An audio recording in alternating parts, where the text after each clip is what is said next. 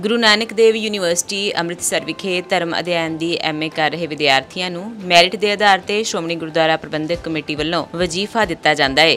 Committee ਦੇ general ਸਕੱਤਰ ਸਰਦਾਰ ਗੁਰਚਰਨ ਸਿੰਘ ਗਰੇਵਾਲ ਵੱਲੋਂ ਵਜ਼ੀਫਾ ਪ੍ਰਾਪਤ ਕਰ ਰਹੇ ਅਤੇ ਧਰਮ ਅਧਿਐਨ ਦੇ ਹੋਰ ਵਿਦਿਆਰਥੀਆਂ ਦੇ ਨਾਲ ਮੀਟਿੰਗ ਕੀਤੀ ਗਈ। ਇਸ ਮੀਟਿੰਗ ਦਾ ਆਯੋਜਨ ਡਾਕਟਰ ਅਮਰਜੀਤ ਸਿੰਘ ਵੱਲੋਂ ਕੀਤਾ ਗਿਆ। ਇਸ ਮੌਕੇ ਬੋਲਦਿਆਂ ਸਕੱਤਰ ਸ਼੍ਰੋਮਣੀ ਗੁਰਦੁਆਰਾ ਪ੍ਰਬੰਧਕ ਕਮੇਟੀ ਨੇ ਕਿਹਾ ਕਿ ਅਜਿਹੇ ਵਿਦਿਆਰਥੀਆਂ ਦੀ ਹੌਸਲਾ ਅਫਜ਼ਾਈ ਬਹੁਤ ਜ਼ਰੂਰੀ ਹੈ ਜਿਨ੍ਹਾਂ ਨੇ ਧਰਮ ਅਧਿਐਨ ਦੇ ਵਿੱਚ ਆਪਣਾ ਭਵਿੱਖ ਚੁਣਿਆ ਹੈ ਅਤੇ ਇਹਨਾਂ ਵਿਦਿਆਰਥੀਆਂ ਦਾ ਸਹਿਯੋਗ ਸ਼੍ਰੋਮਣੀ ਗੁਰਦੁਆਰਾ ਪ੍ਰਬੰਧਕ ਕਮੇਟੀ ਦੇ ਪ੍ਰਬੰਧਾਂ ਵਿੱਚ ਵੀ ਲਿਆ ਜਾਵੇਗਾ। ਇਸ ਮੌਕੇ ਉਹਨਾਂ ਧਰਮ ਅਧਿਐਨ ਕਰਨ ਵਾਲੇ ਵਿਦਿਆਰਥੀਆਂ ਦੇ ਭਵਿੱਖ ਬਾਰੇ ਚਿੰਤਾ ਵੀ ਪ੍ਰਗਟ ਕੀਤੀ। ਅੱਜ ਕੱਲ੍ਹ ਦੇ ਸਮੇਂ ਦੇ ਵਿੱਚ ਆਪਾਂ ਦੇਖਦੇ ਹਾਂ ਕਿ ਜਿਹੜਾ ਨੌਜਵਾਨ ਹੈ ਅੱਜ ਕੱਲ੍ਹ ਜਿਹੜਾ 10ਵੀਂ ਲਾ ਪਾਸ ਕਰ ਲਈ ਆ, 11ਵੀਂ 'ਚ ਆ ਗਿਆ, 12ਵੀਂ 'ਚ ਆ ਗਿਆ, ਅਤੇ ਉਹਨੂੰ ਜਦੋਂ ਵੀ ਪੁੱਛਦੇ ਹਾਂ ਤੁਸੀਂ ਸਾਰੇ ਸਮਾਜ 'ਚ ਵਿਚਰਦੇ ਹੋ, ਤੁਹਾਡੇ ਨਾਲ ਦੇ ਹੀ ਆ, ਅਤੇ ਉਹ ਉਹਨਾਂ ਨੂੰ ਕਹੀਦਾ ਕੀ ਕਰ ਰਹੇ ਹੋ, ਉਹ ਕਹਿੰਦਾ ਆਈਲੈਟਸ ਕਰ ਰਹੇ ਹਾਂ। ਮਤਲਬ ਇੱਕੋ ਹੀ ਮਿਸ਼ਨ ਜਿਹੜਾ ਵਾ ਉਹ ਇਹ ਬਣ ਗਿਆ ਕਿ ਮੈਂ ਆਈਲੈਟਸ ਕਰਨੀ ਆ। ਆਈਲੈਟਸ ਇੱਕ ਬਹੁਤ ਵੱਡੀ ਡਿਗਰੀ ਹੈ ਜਿਹਦੇ ਨਾਲ ਮੇਰੀ ਜ਼ਿੰਦਗੀ ਦਾ ਭਵਿੱਖ ਸੁਧਰਨਾ ਅਤੇ ਉਹਨੇ ਬਾਹਰ ਚਲਾ ਜਾਣਾ, ਮਤਲਬ ਵੀ ਮੈਂ ਆਪਣੀ ਜ਼ਿੰਦਗੀ 'ਚ ਸਫਲ ਹੋ ਗਿਆ। ਅੱਜ ਜਿਹੜਾ ਯੂਥ ਆ ਜਾਂ ਨੌਜਵਾਨ ਆ ਉਹਨਾਂ ਦੇ ਮਨ ਦਾ ਇਸ ਤਰ੍ਹਾਂ ਦਾ ਵਿਚਾਰ ਹੈ ਨਾ। ਮੈਂ ਥੋੜ੍ਹੀ ਜਿਹੀ ਤੁਹਾਨੂੰ ਉਹਦੀ ਜਾਣਕਾਰੀ ਦੇਣੀ ਚਾਹੁੰਦਾ ਕਿ ਮੈਂ ਗੁਰੂ ਨਾਨਕ ਇੰਜੀਨੀਅਰਿੰਗ ਕਾਲਜ ਨਾਲ ਸੰਬੰਧਿਤ ਹਾਂ। ਉਸ ਕਾਲਜ ਦਾ ਵਿਦਿਆਰਥੀ ਸੀ। 84 ਦੇ ਵਿੱਚ ਮੈਂ ਦਰਬਾਰ ਸਾਹਿਬ ਸੰਤਾਂ ਦੀ ਉਸ ਸੰਘਰਸ਼ ਦੇ ਵਿੱਚ ਆਇਆ ਅਤੇ ਮੈਂ ਇੱਥੋਂ ਫੜਿਆ ਗਿਆ। ਮੇਰੀ ਇੰਜੀਨੀਅਰਿੰਗ ਭਾਵੇਂ ਪਿੱਛੇ ਰਹਿ ਗਈ, ਪਰ ਉਸ ਤੋਂ ਬਾਅਦ ਮੈਂ ਉਹ ਕਿਸ ਤਰ੍ਹਾਂ ਵੀ ਲਾ ਲਓ, ਚਲੋ ਮੈਂ ਉਸ ਕਾਲਜ ਦੇ ਵਿੱਚ ਟਰਸਟੀ ਹਾਂ ਅਤੇ ਮੇਰਾ ਕਾਫੀ ਸੰਬੰਧ ਹੈ। ਉਹ ਕਾਲਜ ਨੇ ਸਿੱਖੀ ਦੇ ਵਾਸਤੇ ਬਹੁਤ ਵੱਡਾ ਰੋਲ ਅਦਾ ਕੀਤਾ ਕਿਉਂਕਿ ਉਹ ਸਾਡਾ ਮਿਨੋਰਟੀ ਸਟੇਟਸ ਵਾਲਾ ਕਾਲਜ ਸੀ ਅਤੇ ਇੰਜੀਨੀਅਰਿੰਗ ਉਸ ਸਮੇਂ ਜਦੋਂ ਸਿਰਫ 3 ਹੀ ਕਾਲਜ ਹੁੰਦੇ ਸੀ। ਇੱਕ ਗੁਰੂ ਨਾਨਕ ਇੰਜੀਨੀਅਰਿੰਗ ਕਾਲਜ, ਇੱਕ ਪੈਕ ਅਤੇ ਇੱਕ ਜਿਹੜਾ ਥਾਪਰ, ਅਤੇ ਬੜੀ ਔਖੀ ਸੀ ਐਡਮਿਸ਼ਨ ਜਾਣੀ ਕਿ ਲੈਣ ਵਾਸਤੇ। ਅੱਜ ਕੱਲ੍ਹ ਤਾਂ ਚਲੋ ਇੱਕ ਤਰ੍ਹਾਂ ਦਾ ਵਪਾਰ ਬਣ ਗਿਆ ਵਿੱਦਿਆ ਦਾ, ਅਤੇ ਬਹੁਤ ਕਾਲਜ ਖੁੱਲ੍ਹ ਗਏ, ਬੰਦ ਹੋ ਗਏ। ਇੰਜੀਨੀਅਰ ਵਿਚਾਰੇ ਧੱਕੇ ਖਾਂਦੇ ਫਿਰਦੇ ਆ, 7-8 ਹਜ਼ਾਰ 'ਤੇ ਕੋਈ ਨੌਕਰੀ ਨਹੀਂ ਦਿੰਦਾ। ਇਹ ਹਾਲਾਤ 'ਚ ਬਦਲ ਗਏ। ਉਹ ਉੱਥੋਂ ਪੜ੍ਹ ਕੇ ਗਏ ਹੋਏ ਜਿਹੜੇ ਸਿੱਖ ਜਿਹੜੇ ਬੱਚੇ ਸੀ ਉਹਨਾਂ ਦਾ ਬਹੁਤ ਵੱਡਾ ਮਤਲਬ ਅਸਰ ਹੈ ਅੱਜ ਵੀ ਜੇ ਗੁਰੂ ਨਾਨਕ ਦੇਵ ਯੂਨੀਵਰਸਿਟੀ ਆਪਣੇ ਆਪ ਦੇ ਵਿੱਚ ਇੱਕ ਚੰਗਾ ਮਾਣ ਪ੍ਰਾਪਤ ਆ, ਪਰ ਜਿਹੜੀ ਇੰਜੀਨੀਅਰਿੰਗ ਖੇਤਰ ਦੇ ਅੰਦਰ ਬਾਹਰ ਦੇ ਮੁਲਕਾਂ ਦੇ ਵਿੱਚ ਜੇ ਕੋਈ ਅੱਜ ਵੀ GNE ਦਾ ਵਿਦਿਆਰਥੀ ਆ ਜੇ ਤਾਂ ਉਹਦੀ ਇੰਟਰਵਿਊ ਨਹੀਂ ਕਰਦੇ ਉਹ ਬਾਹਲੀ। ਉਹਨਾਂ ਨੂੰ ਪਤਾ ਵੀ ਇਹਦਾ ਜਿਹੜਾ ਬੇਸ ਆ ਉੱਥੇ ਬੜਾ ਚੰਗਾ ਵਾ। ਉਹਦੇ 2 ਕਾਰਨ ਨੇ। ਇੱਕ ਤਾਂ ਬਹੁਤ ਵੱਡੀ ਗਿਣਤੀ ਵਿੱਚ ਗੁਰੂ ਨਾਨਕ ਇੰਜੀਨੀਅਰਿੰਗ ਕਾਲਜ 'ਚੋਂ ਪੜ੍ਹੇ ਹੋਏ ਬੱਚੇ ਜਿਹੜੇ ਸੀਗੇ ਉਹ ਚੌਧਿਆਂ 'ਤੇ ਬੈਠੇ ਆ। ਉਹ ਜਿਹੜੇ ਉੱਥੇ ਬੈਠੇ ਲੋਕ ਸੀ IT ਦੇ ਨਾਲ ਸੰਬੰਧਿਤ ਜ਼ਿਆਦਾ, ਉਹਨਾਂ ਨੇ ਇੱਕ ਸੰਸਥਾ ਬਣਾਈ ਤਰੱਕੀ ਨਾਂ ਦੀ। ਉਹਨਾਂ ਨੇ ਆਖਿਆ ਯਾਰ ਵੀ ਆਪਾਂ ਆਪਦੇ ਲੋਕਾਂ ਲਈ ਕੁਛ ਕਰੀਏ, ਅਸੀਂ ਤਾਂ ਬਹੁਤ ਪੈਸਾ ਕਮਾ ਲਿਆ। ਤਾਂ ਉਹਨਾਂ ਨੇ ਇੱਕ ਗੱਲ ਸੋਚੀ ਕਿ ਆਪਾਂ ਬੱਚਿਆਂ ਨੂੰ ਜਿਹੜੇ ਇੱਧਰ ਆ ਰਹੇ ਆ ਉਹਨਾਂ ਨੂੰ ਵਿੱਦਿਆ ਦੇ ਕੇ ਇੱਧਰ ਲਿਆਈਏ। ਅਤੇ ਮੇਰਾ ਉਹਨਾਂ ਨਾਲ ਸੰਬੰਧ ਸੀਗਾ ਕਿਉਂਕਿ ਪੁਰਾਣੇ ਉੱਥੋਂ ਦੇ ਲੋਕ ਜੁੜੇ ਸੀ। ਉਹਨਾਂ ਨੇ ਪਿਛਲੇ ਸਾਲ ਇੱਕ ਕੰਪੇਨ ਚਲਾਈ ਵੀ 100 ਵਿਦਿਆਰਥੀ ਜਿਹੜੇ ਆ ਅਸੀਂ ਉਹਨਾਂ ਨੂੰ ਫ੍ਰੀ ਇੰਜੀਨੀਅਰਿੰਗ ਦੀ ਪੜ੍ਹਾਈ ਕਰਾਵਾਂਗੇ। ਮਤਲਬ 40,000 ਦੇ ਕਰੀਬ ਇੱਕ ਸਮੈਸਟਰ ਦਾ, ਲੱਖ ਰੁਪਈਆ ਯਾਨੀ ਕਿ ਸਾਲ ਦਾ ਉਹਨਾਂ ਨੇ ਕਿਹਾ ਦੇਵਾਂਗੇ ਇੱਕ ਬੱਚੇ ਨੂੰ, ਯਾਨੀ ਕਿ 100 ਬੱਚੇ ਨੂੰ ਅਸੀਂ ਫ੍ਰੀ ਪੜ੍ਹਾਵਾਂਗੇ। ਵੀ ਗੁਰੂ ਨਾਨਕ ਇੰਜੀਨੀਅਰਿੰਗ ਕਾਲਜ ਰੱਖ ਲਿਆ ਉਹਨਾਂ ਨੇ ਕਿ ਇੱਥੇ ਅਸੀਂ ਉਹਨਾਂ ਦੀਆਂ ਵਰਕਸ਼ਾਪ ਵੀ ਲਾ ਲਾਂਗੇ ਤਾਂ ਕਿ ਜਦੋਂ ਬਾਹਰ ਜਾਣਾ ਉੱਥੇ ਕੀ ਚਾਹੀਦਾ ਉਹਨਾਂ ਨੂੰ ਇੱਥੇ 4 ਸਾਲਾਂ 'ਚ ਪਹਿਲਾਂ ਹੀ ਪਤਾ ਹੋਵੇ। ਅਤੇ ਉਹਨਾਂ ਨੇ ਕਿਹਾ ਗਰੰਟੀ ਲਿਖ ਕੇ ਦਿੰਦੇ ਹਾਂ ਵੀ ਜਿਹੜਾ ਬੱਚਾ ਇੰਜੀਨੀਅਰਿੰਗ ਕਰਕੇ ਨਿਕਲੇਗਾ 50,000 ਦੀ ਜੋਬ ਅਸੀਂ ਪਹਿਲੇ ਦਿਨ ਤੋਂ ਉਹਨੂੰ ਅਸੀਂ ਦੇ ਦਿਆਂਗੇ। ਵੀ ਸਾਡੇ ਕੋਲ ਇੰਨਾ ਸਿਸਟਮ ਹੈਗਾ। ਆਪਾਂ ਦੇਖਦੇ ਹਾਂ ਕਿ IT ਦੇ ਨਾਲ ਬਹੁਤ ਸਾਰੇ ਜੋਬ ਵਰਕਸ ਇੱਥੇ ਕਰਦੇ ਆ। ਮੈਂ ਮਤਲਬ ਆਪਣੇ ਸ਼੍ਰੋਮਣੀ ਕਮੇਟੀ ਦੇ 35 ਸਕੂਲ ਅਤੇ ਹੋਰ ਲਾਗੇ ਦੇ ਸਰਕਾਰੀ ਸਕੂਲਾਂ ਵਿੱਚ ਅਸੀਂ 50 ਸੈਮੀਨਾਰ ਲਾਏ ਅਤੇ 50 ਸੈਮੀਨਾਰਾਂ ਦੇ ਵਿੱਚੋਂ ਸਿਰਫ 35 ਬੱਚੇ ਨਿਕਲੇ ਜਿਨ੍ਹਾਂ ਨੇ ਇਹ ਮੰਨਿਆ ਕਿ ਜੀ ਠੀਕ ਹੈ ਅਸੀਂ ਤੁਹਾਡੇ ਇਸ ਸਿਸਟਮ ਦੇ ਨਾਲ ਚੱਲ ਰਹੇ ਹਾਂ, ਫ੍ਰੀ ਵਿੱਦਿਆ ਮਿਲ ਰਹੀ ਆ ਅਤੇ ਬਾਹਰ ਜਾਣ ਦਾ 50,000 ਦੀ ਤਨਖਾਹ ਵਾ। ਮੈਂ ਤਾਂ ਕਹਿ ਰਿਹਾ ਜੀ ਇੱਕ ਸਾਈਕੀ ਬਣ ਗਈ ਬਈ ਅਸੀਂ ਤਾਂ ਸ਼ਾਇਦ ਬਾਹਰ ਜਾਣਾ ਹੀ ਸਾਡਾ ਭਵਿੱਖ ਹੈ। ਅਤੇ ਮੈਂ ਉਹਦੀ ਤੁਲਨਾ ਤੁਹਾਡੇ ਨਾਲ ਕਰਦਾ ਕਿ ਤੁਸੀਂ ਲੋਕ ਜਿਹੜੇ ਹੋ ਨੌਜਵਾਨ ਹੋ, ਤੁਸੀਂ ਇੱਕ ਐਸੇ ਫੀਲਡ ਨੂੰ ਚੁਣਿਆ ਜਿਹੜਾ ਕਿ ਤੁਹਾਡੀ ਮਨ ਦੀ ਰੂਹ ਦੀ ਖੁਰਾਕ ਤਾਂ ਪੂਰੀ ਕਰ ਸਕਦਾ, ਪਰ ਤੁਹਾਡੇ ਇਸ ਭਵਿੱਖ ਲਈ ਕਿਸੇ ਤਰ੍ਹਾਂ ਦੀ ਕੋਈ ਗਰੰਟੀ ਨਹੀਂ ਦਿੰਦਾ ਕਿ ਤੁਸੀਂ ਇੱਥੇ MA ਕਿਨਾ ਧਰਮ ਅਧਿਐਨ ਦੀ ਕਰਨ ਤੋਂ ਬਾਅਦ ਵੀ ਕੋਈ ਐਸਾ ਪੋਸਟ ਹੈਗੀ ਆ ਜਿਹੜੀ ਕੋਈ ਇੱਥੇ ਹੈ ਨਹੀਂ, ਮੇਰੇ ਹਿਸਾਬ ਨਾਲ ਬਹੁਤ ਜ਼ਿਆਦਾ ਨਹੀਂ ਹੈਗੀ ਨਾ, ਵੀ ਪੋਸਟ 'ਤੇ ਜਾ ਕੇ ਤੁਸੀਂ ਨੌਕਰੀ ਲੈ ਕੇ ਤੇ ਆਪਣਾ ਚੰਗਾ ਭਵਿੱਖ ਸਿਰ ਸਕਦੇ ਹੋ। ਸੋ ਤੁਹਾਡੀ ਇੱਕ ਕੁਰਬਾਨੀ ਹੈ, ਇਹ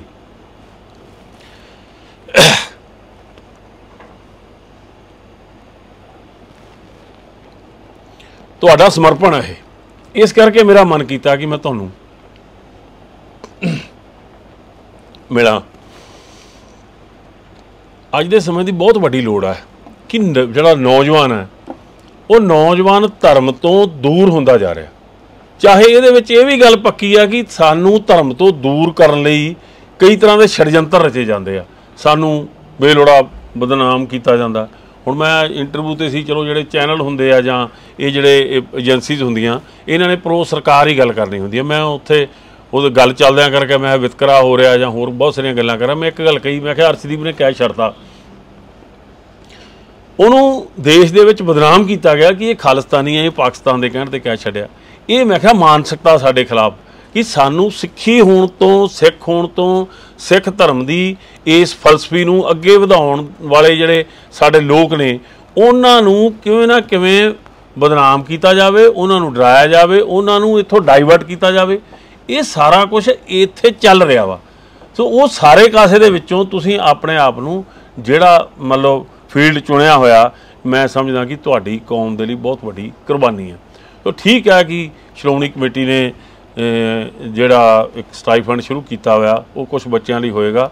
ਸੋ ਮੈਂ ਇਸ ਗੱਲ ਬਾਰੇ ਸੋਚ ਰਿਹਾ ਸੀ ਕਿ ਜੇ ਭਾਵੇਂ ਮੈਂ ਕੋਈ ਫੈਸਲਾ ਕੋਈ ਨਹੀਂ ਹੈਗਾ, ਮੇਰੇ ਆਪਦੇ ਮਨ ਦਾ ਵਿਚਾਰ ਹੈ ਕਿ ਤੁਹਾਡੇ ਨਾਲ ਇਸ ਗੱਲ ਦੀ ਸਾਂਝ ਪਾ ਕੇ ਮੈਂ ਤੁਹਾਤੋਂ ਕੋਈ ਵਾਹਵਾ ਨਹੀਂ ਖੱਟਣੀ ਚਾਹੁੰਦਾ ਵੀ ਇਸ ਗੱਲ ਲਈ ਤੁਹਾਡੀ ਇਸ ਜਿਹੜੀ ਭਾਵਨਾ ਵਾ ਉਸ ਭਾਵਨਾ ਦੀ ਕਦਰ ਹੋਣੀ ਚਾਹੀਦੀ ਹੈ, ਕੌਮ ਨੂੰ ਉਹਨਾਂ ਦੀ ਕਦਰ ਕਰਨੀ ਚਾਹੀਦੀ ਹੈ। ਮੈਂ ਤੁਹਾਡੇ ਨਾਲ ਸਾਂਝ ਇਸ ਕਰਕੇ ਪਾ ਰਿਹਾ ਕਿ ਦੇਖੋ ਜੋ ਕੁਛ ਇੱਥੇ ਹੈਗਾ, ਕੋਈ ਰਾਜਸੀ ਤੌਰ 'ਤੇ ਕੋਈ ਕਿਸੇ ਤਰ੍ਹਾਂ ਦੇ ਵਿਚਾਰ ਰੱਖਦਾ, ਕੋਈ ਕਿਸੇ ਰਾਜਨੀਤਿਕ ਪਰਿਵਾਰ ਦੇ ਖਿਲਾਫ ਆ, ਮੈਨੂੰ ਕੋਈ ਪ੍ਰੋਬਲਮ ਨਹੀਂ। ਤੁਹਾਡੇ ਮਨ ਦਾ ਆਪਣਾ ਬਲਬਲਾ ਹੋ ਸਕਦਾ, ਕੋਈ ਕਿਸੇ ਲੀਡਰ ਦੇ ਖਿਲਾਫ ਤੁਹਾਡੇ ਮਨ ਦੇ ਅੰਦਰ ਹੈ, ਕੋਈ ਚੰਗਾ ਕਰ ਰਿਹਾ, ਕੋਈ ਮਾੜਾ ਕਰ ਰਿਹਾ, ਬਹੁਤ ਕੁਛ ਹੈ। ਉਸ ਗੱਲ ਨੂੰ ਸਮੇਟਣ ਜਾਂ ਉਸ ਗੱਲ ਨੂੰ ਮੈਂ ਆਪਣੇ ਨਾਲ ਸਹਿਮਤ ਕਰਨ ਦੇ ਵਿੱਚ ਮੈਂ ਕੋਈ ਤੁਹਾਨੂੰ ਇਸ ਗੱਲ ਦਾ ਬੋਝ ਨਹੀਂ ਪਾਊਂਗਾ। ਪਰ ਇੱਕ ਚੀਜ਼ ਤਾਂ ਹੈ ਨਾ ਕਿ ਧਰਮ ਦੀ ਗੱਲ ਕਰਨ ਵਾਲੇ ਤੁਸੀਂ ਲੋਕ ਹੋ, ਤੁਸੀਂ ਉਹਦੀ ਪੜ੍ਹਾਈ ਕਰ ਰਹੇ ਹੋ। ਅਤੇ ਦੂਜੀ ਸਭ ਤੋਂ ਵੱਡੀ ਗੱਲ ਹੈ ਕਿ ਤੁਸੀਂ ਕੰਪੈਰੇਟਿਵ ਸਟੱਡੀ ਕਰ ਰਹੇ ਹੋ।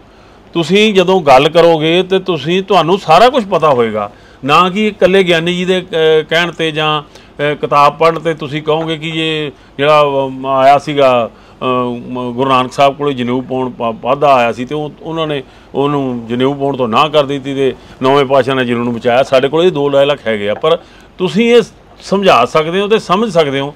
ਸੋ ਮੈਨੂੰ ਇੱਦਾਂ ਲੱਗਦਾ ਕਿ ਤੁਸੀਂ ਉਸ ਗੱਲ ਲਈ ਬਹੁਤ ਵੱਡੀ ਡਿਊਟੀ ਨਿਭਾ ਸਕਦੇ ਹੋ ਆਉਣ ਵਾਲੇ ਸਮੇਂ ਦੇ ਅੰਦਰ। ਸੋ ਤੁਹਾਡੇ ਨਾਲ ਤਾਲਮੇਲ ਹੋਣਾ, ਤੁਹਾਡੇ ਨਾਲ ਸਹਿਯੋਗ ਕਰਨਾ ਬਹੁਤ ਜ਼ਿਆਦਾ ਜ਼ਰੂਰੀ ਆ, ਬੜਾ ਚੰਗਾ ਵਾ। ਅਤੇ ਮੈਨੂੰ ਇਸ ਗੱਲ ਦਾ ਮਾਣ ਵੀ ਹੈ ਕਿ ਡਾਕਟਰ ਅਮਰਜੀਤ ਸਿੰਘ ਜੀ ਜਿਹੜੇ ਕਿ ਬਹੁਤ ਇੱਕ ਜਿਵੇਂ ਕਹਿ ਲਓ ਕਿ ਆਮ ਸ਼ਬਦ ਹੈ ਬੁੱਧੀਜੀਵੀ ਸ਼ਬਦ ਤਾਂ ਹਰੇਕ ਲਈ ਆਪਾਂ ਵਰਤ ਲੈਂਦੇ ਹਾਂ, ਕੋਈ ਪੜ੍ਹਿਆ ਲਿਖਿਆ ਹੋਵੇ, ਪਰ ਜਿਸ ਡੂੰਘਾਈ ਵਿੱਚ, ਜਿਸ ਭਾਵਨਾ ਨਾਲ, ਜਿਸ ਦੂਰਅੰਦੇਸ਼ੀ ਨਾਲ ਇਹ ਧਰਮ ਅਤੇ ਕੌਮ ਦੇ ਮਸਲਿਆਂ ਦੇ ਵਿੱਚ ਆਪਣੀ ਸ਼ਮੂਲੀਅਤ ਰੱਖਦੇ ਆ ਜਾਂ ਕਿਤੇ ਲੋੜ ਪੈਂਦੀ ਆ ਉਹਦੇ ਵਿੱਚ ਇਹ ਸ਼ਾਮਲ ਹੁੰਦੇ ਨੇ। ਮੈਂ ਤੁਹਾਨੂੰ ਇੱਕ ਮਾਣ ਵਾਲੀ ਗੱਲ ਦੱਸ ਦਿਆਂ, ਹੁਣੇ ਹੀ ਪਹਿਲਾਂ ਆਪਣੇ ਗੱਲ ਕਰ ਰਿਹਾ ਸੀ ਮੈਂ ਪੁਰੀ ਸਾਹਿਬ ਹੋਰਾਂ ਨਾਲ, ਸਾਰਿਆਂ ਨਾਲ, ਕਿ ਆਮ ਤੌਰ ਦੇ ਉੱਤੇ ਇੱਕ ਪ੍ਰਭਾਵ ਰਹਿੰਦਾ ਕਿ ਜਿਹੜੀਆਂ ਸੰਸਥਾਵਾਂ ਨੇ ਉਹ ਕਿਸੇ ਲੋਕਾਂ ਦੇ ਪ੍ਰਭਾਵ 'ਚ ਸਿਫਾਰਸ਼ੀ ਨੇ। ਠੀਕ ਹੈ, ਇਸ ਵਿੱਚ ਕੋਈ ਸ਼ੱਕ ਨਹੀਂ ਕਿ ਪਿਛਲੇ ਸਮੇਂ ਦਾ ਸਫ਼ਰ ਇਸੇ ਤਰ੍ਹਾਂ ਦਾ ਰਿਹਾ ਸ਼੍ਰੋਮਣੀ ਕਮੇਟੀ ਦਾ ਕਿ ਇਹ ਮੇਰਾ ਵਾ, ਇਹ ਸ਼੍ਰੋਮਣੀ ਕਮੇਟੀ ਦਾ ਭਤੀਜਾ ਵਾ, ਇਹਦਾ ਮੁੰਡਾ ਵਾ, ਇਹਨੂੰ ਰੱਖ ਲਓ ਜੀ, ਹੋਰ ਆ ਫਲਾਨਾ ਕਹਿੰਦੇ ਗੁਰਦੁਆਰੇ ਉਹ ਰੱਖ ਲਓ ਵੀ, ਹੋਰ ਕਿਤੇ ਕੰਮ ਨਹੀਂ ਮਿਲਦਾ ਜੀ, ਕੰਮ ਨਹੀਂ ਕਰ ਸਕਦਾ, ਉਹਨੂੰ ਗੁਰਦੁਆਰਾ ਸਾਹਿਬ ਰੱਖ ਲਓ। ਇਸ ਤਰ੍ਹਾਂ ਦਾ ਰੁਝਾਨ ਰਿਹਾ। ਉਸ ਗੱਲ ਦਾ ਅਸੀਂ ਭੁਗਤਾਨ ਵੀ ਭੁਗਤਿਆ, ਇਹੋ ਜਿਹੀ ਕੋਈ ਗੱਲ ਨਹੀਂ। ਅੱਗੇ ਨਾਲੋਂ ਫਰਕ ਪੈ ਗਿਆ। ਮੈਂ ਤੁਹਾਨੂੰ ਇੱਕ ਤੁਹਾਡੇ ਨਾਲ ਸੰਬੰਧਿਤ ਗੱਲ ਦੱਸਣੀ ਚਾਹੁੰਦਾ ਕਿ ਸ਼੍ਰੋਮਣੀ ਗੁਰਦੁਆਰਾ ਪ੍ਰਬੰਧਕ ਕਮੇਟੀ ਨੇ ਜਿਹੜਾ ਤੁਹਾਨੂੰ ਪਤਾ ਹੀ ਹੈ ਕਿ IAS PCS ਜਾਂ ਜਿਹੜੀਆਂ ਹਾਇਰ ਜਿਹੜੀਆਂ ਪੋਸਟਾਂ ਵਾਸਤੇ ਜਿਹੜੀ ਐਫਰਟਸ ਸ਼ੁਰੂ ਕੀਤੇ ਆ, ਉਹਨਾਂ ਐਫਰਟਸ ਦੇ ਵਿੱਚ ਜਿਹੜੇ ਅਸੀਂ 5 ਮੈਂਬਰੀ ਟੀਮ ਬਣਾਈ ਆ, ਉਹਨਾਂ 'ਚ ਡਾਕਟਰ ਅਮਰਜੀਤ ਸਿੰਘ ਜੀ ਨੇ। ਮੈਂ ਤੁਹਾਨੂੰ ਇਹ ਦੱਸ ਦਿਆਂ ਕਿ ਮੈਂ ਹੁਣ ਵੀ ਪੁੱਛ ਰਿਹਾ ਸੀ ਕਿ 15 ਬੱਚੇ ਸਿਲੈਕਟ ਕੀਤੇ ਇਹਨਾਂ ਨੇ ਕੀਤੇ ਆ, ਅਤੇ ਹੁਣ ਮੈਂ ਪੁੱਛ ਰਿਹਾ ਸੀ ਇਹਨਾਂ ਨੂੰ 10-11 ਹੋਏ ਆ ਵੀ ਅਗਲੇ 14 ਬੰਦੇ ਜਿਹੜੇ ਸਿਲੈਕਟ ਕਰਨੇ ਆ। ਹਾਲਾਂਕਿ ਚਲੋ ਮੈਂ ਇੱਕ ਜਨਰਲ ਸੈਕਟਰੀ ਦੇ ਸੇਵਾਦਾਰ ਦੇ ਨਾਤੇ ਹਾਂ, ਸ਼੍ਰੋਮਣੀ ਕਮੇਟੀ ਦੇ ਪ੍ਰਬੰਧ ਦੇ ਵਿੱਚ ਚੰਗਾ ਰੋਲ ਹੁੰਦਾ ਬੰਦੇ ਦਾ, ਪਰ ਸਾਨੂੰ ਇਸ ਬਾਰੇ ਕੋਈ ਨਹੀਂ ਪਤਾ ਅਤੇ ਸਾਨੂੰ ਇਹ ਨਹੀਂ ਜਾਣਕਾਰੀ ਤੁਸੀਂ ਕਿਵੇਂ ਕਰ ਰਹੇ ਹੋ। ਹੁਣੇ ਪੁਰੀ ਸਾਹਿਬ ਉਹਨਾਂ ਦੇ ਸਾਹਮਣੇ ਜਗਰਾਜ ਹੋਣੀ ਬੈਠੇ ਸੀ, ਇਹਨਾਂ ਦੇ ਸਾਹਮਣੇ ਮੈਂ ਪੁੱਛ ਰਿਹਾ ਸੀ ਕਿ ਡਾਕਟਰ ਸਾਹਿਬ ਜਿਹੜੇ 14 ਬੰਦੇ ਹੋਰ ਤੁਸੀਂ ਲਿਆਉਣੇ ਆ ਵੀ ਉਹ ਕਿੱਦਾਂ ਲਿਆਉਣੇ ਆ ਅਤੇ ਕਿਵੇਂ ਲਿਆਉਣੇ ਆ। ਉਹ ਅਸੀਂ ਕੋਸ਼ਿਸ਼ ਕੀਤੀ ਆ, ਕਿਉਂਕਿ ਮੈਂ ਇਹਨਾਂ ਦੀ ਸ਼ਖਸੀਅਤ ਦੇ ਸਤਿਕਾਰ ਵਜੋਂ ਮੈਂ ਦੱਸ ਰਿਹਾ कि असी पूर्ण तौर पर समर्पण होए कि असी कोई इन्होंने फोन नहीं किया, कोई अपनी शमूलीयत नहीं रखी, कोई इंटरव्यू 'च नहीं बैठे, ताकि जिहड़ी ये चोण की विधि प्रक्रिया श्रोमणी कमेटी ने की आ ये जिहड़ी आ एक चंगी होवे ते पूर्ण तौर पर पारदर्शी होवे। असी आपदी ज़मीर के हिसाब नाल अज असी कह सकते हैं भी असी एक भी प्रधान जां किसी होर मैंबर ने इन्हां दी कमेटी मैंबर नूं एक भी फोन करके कहा होवे कि आ बच्चा जिन्हों असी जानते हैं, तो विशेष करके बयान तो असी इलाज दिता सी, भावें बच्चा काबल क्यों ना होवे, वो किसी भी लीडर का जां किसी श्रोमणी कमेटी मैंबर का रिश्तेदार नहीं होना चाहिए। तो मेरे लगता भी करो ने कृपा की कोई नहीं सीगा, वो काबलियत के तौर पर भी नहीं असी मतलब उन्होंने कंसिडर किया। तो तुहाडे नाल मैं तां ये गल करदा सी कि विचार हो सकते आ, तुसी बहुत अगे दी सोच सकते हो, तुसी साडे नालों बहुत चकन्ने हो, एनालिसिस वध कर सकते हो, पर एक गल हैगी है कि अज दे समय 'च बाकी गल्लां जिथे भी है तुसी उत्थे रहो, पर एक गल हैगी जिहड़ी सिखां दीयां संस्थावां ते वड्डी चोट लाई जा रही है, उन्हां नूं तोड़न दे पासे तुरिया जा रहा, क्योंकि इस गल तो घबराहट है। जिहड़ा सिੱਖੀ ਦਾ कनसैप्ट है, इस कनसैप्ट का मुकाबला जदों करदे आ ते उत्थे अपने आप नूं हीणा महसूस करदे आ। मैं पिछे जे एक बहुत वड्डे मंच ते गया तो मैं कहा उत्थे मैं गल कीती, मैं कहा भी इस देश के लोग बहु गिणती लोग जिहड़े आ वो अपने आप नूं हीणा महसूस करते हैं कि गुरु तेग बहादुर जी महाराज ने साडे जनून नूं बचाउण वास्ते कुर्बानी दी, तो ये गल हिस्टरी में आया तो उन्होंने किवें डाउन किया, किवें घटाया जाए। जिहड़ा NCERT दी किताबां दे विच इतिहास वड्डा सीगा उहनूं घटा के 2 पेजां ते एक ते कर दिता गया। इहो ਜਿਹੇ शब्द चुक दिते गए कि जिहड़ी देश की इज्जत सी, बहु बेटियां की इज्जत सी, वो जिहड़े ਸਿੰਘਾਂ ने उन्हां दे घरे महफूज करके पहुँचाई। वो कहंदे ये खत्म कर दिओ, भावें कि हुंदा नहीं, इत्थे कर देणगे। बहुत वड्डी दुनिया वा, दुनिया के इतिहास के अंदर वो चीज़ मरदी नहीं, उहदी वैल्यू ज़्यादा आ साडे इत्थों दी जिहड़ी साजिशी ढंग नाल उहनूं घटाउण जां मटाउण दी जिहड़ी गल आ वो उन्ना मायना नहीं रखदी। वो मैं तां ये गल करदा सी तुहाडी इस गल लई सहयोग चाहुंदे असीं कि जिहड़ियां तुहाडीआं सिੱਖ संस्थावां ने ਉਹਨੂੰ ਤੋੜਿਆ ਜਾ ਰਿਹਾ, ਉਹਦੇ ਪਿੱਛੇ ਬਹੁਤ ਵੱਡੀ ਸਾਜ਼ਿਸ਼ ਹੈ। ਉਸ ਗੱਲ ਲਈ ਅਸੀਂ ਆਸ ਕਰਦੇ ਹਾਂ ਤੁਹਾਡੇ ਤੋਂ ਕਿ ਆਪਾਂ ਆਪਣੀ ਸਭ ਤੋਂ ਵੱਡੀ ਸੰਸਥਾ ਸ਼੍ਰੋਮਣੀ ਗੁਰਦੁਆਰਾ ਪ੍ਰਬੰਧਕ ਕਮੇਟੀ, ਇਹਨੂੰ ਇਲਜ਼ਾਮ ਲਾਇਆ ਜਾਂਦਾ ਕਿ ਫਲਾਣੇ ਕਾਬਜ ਨੇ, ਉਹ ਨੇ, ਯੋ ਨੇ, ਇਹਦੇ ਬਾਰੇ ਵੀ ਹਰ ਗੱਲ ਲਈ ਜਵਾਬ ਦੇ ਸਕਦਾ ਮੈਂ। ਜਵਾਬ ਤੁਸੀਂ ਪੁੱਛੋਗੇ ਮੈਂ ਦਊਂਗਾ ਕਿ ਸਿੱਖ ਹੀ ਵੋਟ ਪਾਉਂਦੇ ਨੇ, ਸਿੱਖ ਹੀ ਮੈਂਬਰ ਚੁਣਦੇ ਨੇ, ਤੇ ਉਹ ਜਿਹੜੇ ਮੈਂਬਰ ਆ ਅੱਗੇ ਉਹ ਪ੍ਰਧਾਨ ਚੁਣਦੇ ਨੇ। ਇਤਫਾਕਨ ਕੀ ਹੋ ਗਿਆ ਵੀ ਜੇ ਉਹ ਕਿਸੇ ਇੱਕ ਰਾਜਸੀ ਧਿਰ ਦੇ ਨਾਲ ਸੰਬੰਧਿਤ ਵੱਧ ਲੋਕ ਨੇ। ਪਰ मैं तुहानूं ये गल दस दियां कि मैनूं 11 साल हो गए इत्थे, हर सिस्टम के अंदर 2-3 धड़े हुंदे ने, उहनूं ओपोजिशन कह लो जां होर कह लो। मैं अज तक श्रोमणी कमेटी के अंदर वोटां पैंदियां, मसले बनते आ, मीटिंगां हुंदियां, अज तक असीं आपदे मूँह तो ये नहीं कहा कि ये विरोधी धिर ने। पर जिहड़ा मतलब प्रधान चुणदे आ, एक पासे 150 बंदा हुंदा, एक पासे 20 बंदे हुंदे आ, तो कदे भी मैं अपनी तौर पर यह नहीं जिक्र किया कि ये विरोधी धिर ने, क्योंकि ये विरोधी नहीं है। सिक्खां ने इस करके चुने सी कि तुसीं गुरुद्वारां दे प्रबंध विच ते गुरु के सिद्धांत के प्रचार दे विच अपना जिहड़ा योगदान पाओगे। सो ये गल लंबियां हो जाणगीआं, बहुत हो जाणगीआं। मेरे कहण दा मतलब है कि अपने कोल एक बहुत वड्डी संस्था जिहनूं तोड़न दीआं कोशिशां ने हरियाणा की कमेटी बिल्कुल बदमाशी नाल, गुंडागर्दी नाल तोड़ के साडे तो वख कर दित्ती गई। ਜਦੋਂ कि इस देश का संविधान ये कहता 1925 एक्ट है, जो मेरे नालों वध शायद पढ़े भी होवोगे कि 1925 एक्ट की जिन्नी देर तक श्रोमणी कमेटी के हरियाणा के गुरुद्वारे डी नोटिफाई नहीं हो जाते, पार्लीमेंट के सोध नहीं हो जाती, उन्नी देर तक कोई भी जी गुरुद्वारे श्रोमणी कमेटी के प्रबंधां तो पासे नहीं जा सकते। पर नहीं सुनिया जा रहा, बहुत कुछ आ। मैं ये तुहानूं अपील करदा कि जिथे तुसीं इस धर्म की विद्या नूं प्राप्त कर रहे हो, उत्थे इन्हां संस्थावां की बेहतरी वास्ते तुहाडा असीं सहयोग चाहुंदे हां, तुहाडा असीं योगदान चाहुंदे हां। सो मैं तां तुहाडे तो ये आस करदा कि आपां बाकी जिथे भी तुसीं खड़े हो कोई इतराज़ नहीं, किसी तरह का मेरे प्रति तुहानूं सवाल होवे जिन्ने क जोगा हैगा मैं उहदे सवाल का जवाब भी देवांगा। कोशिश करांगे कि तुहाडी हर गल दा किसी ना किसी तरह आंसर दिता जाए, पर वो सारा कुछ छड्ड के पासे ला के पर संस्था दे वास्ते, क्योंकि ये संस्था जिहड़ी आ तुहाडा मोर्चा वा, ये संस्था ने ही तुहाडी आउण वाली पीढ़ी ते आउण वाले जिहड़े मुकाबले आ उन्हां दे मुकाबले करने। हुण चाहे किदां भी ला लो, चाहे बंदी ਸਿੰਘਾਂ की गल कर लो, चाहे अमरतपाल ਸਿੰਘ की गल कर लो, चाहे कोई भी गल कर लो, उत्थे खड़ी कौन? अखीर श्रोमणी गुरुद्वारा प्रबंधक कमेटी खड़ी। मैं ये जानदा क्योंकि मैं जोधपुर जेल੍ਹ 'ਚ ਰਿਹਾ, ਉਹਨਾਂ ਸਮਿਆਂ ਦੇ ਵਿੱਚ ਇਹੋ ਜਿਹੇ ਹਾਲਾਤ ਹੀ ਸੀਗੇ ਕਿ ਪਰਛਾਵਾਂ ਛੱਡ ਗਿਆ ਸੀ, ਲੋਕਾਂ ਦਾ ਪਰਛਾਵਾਂ ਉਹਦੇ ਤੋਂ ਦੂਰ ਹੋ ਗਿਆ ਸੀ, ਰਿਸ਼ਤੇਦਾਰ ਤਾਂ ਬਹੁਤ ਦੂਰ ਦੀਆਂ ਗੱਲਾਂ ਨੇ। ਆਹੀ ਚੀਜ਼ ਵਾਪਰੀ ਜਿਹੜੀ ਅੱਜ ਅੰਮ੍ਰਿਤਪਾਲ ਜਾਂ ਉਹਦੇ ਨਾਲ ਦੇ ਭਾਈਵਾਲਾਂ ਨਾਲ ਵਾਪਰੀ ਕਿ ਕਿਸੇ ਬੰਦਿਆਂ ਨੇ, ਲੋਕਾਂ ਦੇ ਰਿਸ਼ਤੇਦਾਰਾਂ ਨੇ ਫ਼ੋਨ ਬੰਦ ਕਰਤੇ ਉਹਨਾਂ ਦੇ ਨੇ, ਵੀ ਉਹਨਾਂ ਦਾ ਵਕੀਲ ਕਰਨੀ ਤਾਂ ਦੂਰ ਦੀ ਗੱਲ ਆ, ਉਹਨਾਂ ਨੂੰ ਮਿਲਣਾ ਵੀ ਔਖਾ ਹੋ ਗਿਆ, ਫ਼ੋਨ ਕਰਨਾ ਵੀ ਔਖਾ ਹੋ ਗਿਆ ਸੀ।